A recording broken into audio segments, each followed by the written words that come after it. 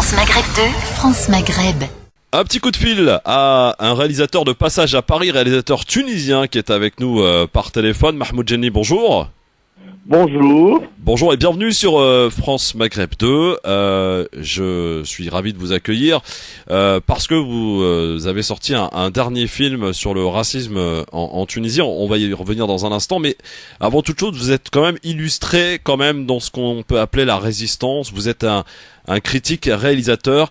D'où vient cet engagement que vous avez envie de mettre au service de cet art? Cet engagement remonte un peu à ma prime jeunesse, quand j'étais l'assistant de René Vautier sur Avoir 20 ans dans les Aurès et d'autres films. Et comme ça, j'ai évolué un tout petit peu les années 70 dans la mouvance du cinéma militant français, quoi. Vous êtes de passage à Paris, disais-je. Le projection de votre dernier film a été reporté à cause évidemment des grèves qui ont lieu en ce moment en France. Mais votre film a déjà été projeté en Tunisie, à Carthage notamment. Oui, il a été sélectionné aux Journées cinématographiques de Carthage qui ont lieu fin octobre, début novembre 2019. Alors, votre dernier film traite du racisme en Tunisie envers la population noire. Pourquoi avoir fait ce film? Vraiment, le racisme anti-noir en Tunisie est-il vraiment présent et préoccupant?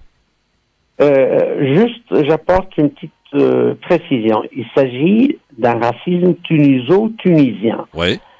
Envers les Noirs tunisiens. Oui. Qui sont de concitoyens avec qui on partage la patrie, la langue, la civilisation, l'histoire, la géographie. D'accord. Oui. Donc, et c'est ça.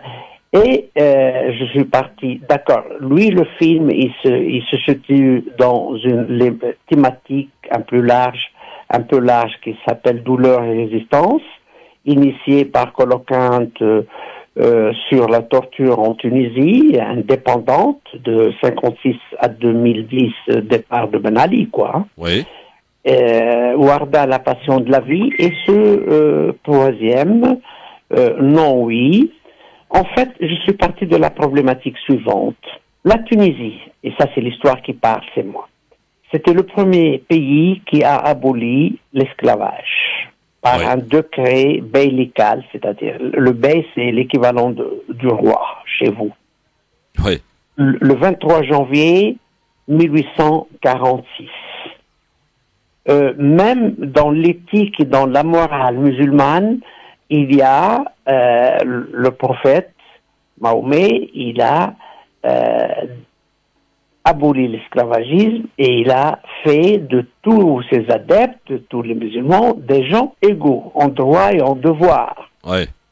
Alors, à partir de cette contradiction, comment ça se fait que le Tunisien et que mon pays était au moins parmi les rares pays qui ont des lois qui incriminent le racisme, quel que soit, de couleur ou de religion ou autre. Malgré cette panoplie de lois, soit de morale ou d'éthique ou de législation, on continue à l'être, à avoir des pratiques qui ne sont pas dignes parce qu'on est humain, parce qu'on est tunisien, après tout, entre nous. Et ça existe. Et d'où, justement, vous avez remarqué ce jeu de mots, le non oui. Oui, c'est le titre du film. Il y a une opposition. Si vous posez la question à quelqu'un, êtes-vous raciste? Il vous dit non. Mais petit à petit, il va découvrir lui-même que, oui, c'est vrai. Oui, c'est vrai. Ceci dit que le racisme, malheureusement, c'est un fléau universel. Et moi, ce que m'intéresse, c'est mon pays. C'est mon peuple. C'est mon concitoyen. Mahmoud Jenny, comment a été accueilli justement votre film lorsqu'il a été projeté à Carthage? Est-ce qu'il y a une sorte de gêne justement des Tunisiens vis-à-vis de cette problématique que vous soulevez dans votre film? Moi, je voudrais faire parler tout d'abord le guichet. Les séances réservées ont été à guichet fermé. Oui. Surtout vis-à-vis des jeunes, il n'y a pas de gêne, mais il y a une sorte de stupéfication et de découverte de soi-même. D'accord. Ah bon, nous avons ça? Ah bon? Parce que c'est un racisme intériorisé est souvent latent. Et ça, c'est ça qui est grave.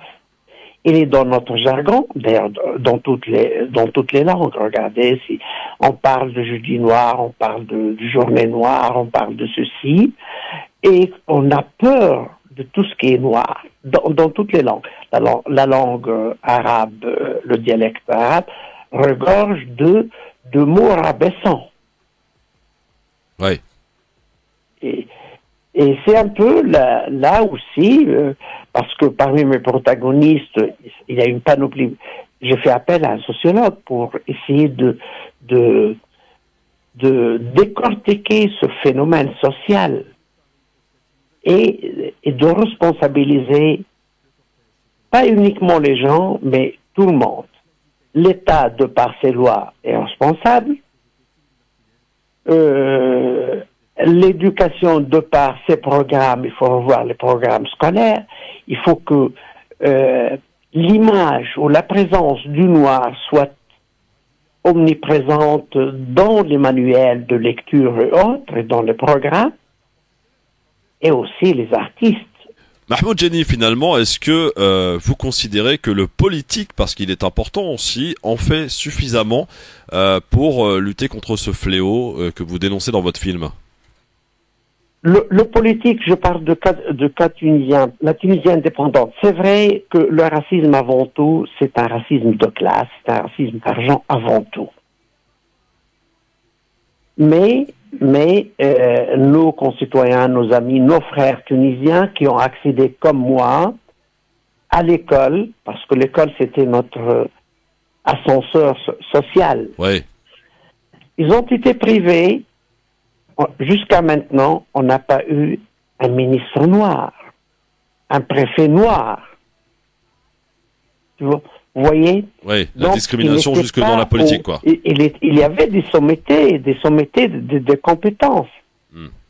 Mais on leur a pas accordé des fonctions au sein du gouvernement. Il n'était pas de grands commis d'État. Alors, Mahmoud Jenny, le projet de son, disais-je tout à l'heure, a été reporté à cause de la grève. Est-ce qu'on a peut-être un petit aperçu sur une prochaine projection en France pour les Tunisiennes et Tunisiens et pour, en l'occurrence, d'un point de vue plus général, tous les amateurs de cinéma? Pour tout le monde, les Tunisiens, Absolument. les Africains, parce que nous sommes Africains. Absolument. Pour les Français, parce qu'après tout, le racisme, comme j'ai dit, c'est un fléau universel. Il ne s'agit pas de la Tunisie uniquement, et c'est un phénomène qui se développe malheureusement parce que la traite des Noirs, c'est vrai, ce fut un temps, mais maintenant la traite de l'être humain, elle a pris de la considération. Ouais. Donc pour l'instant,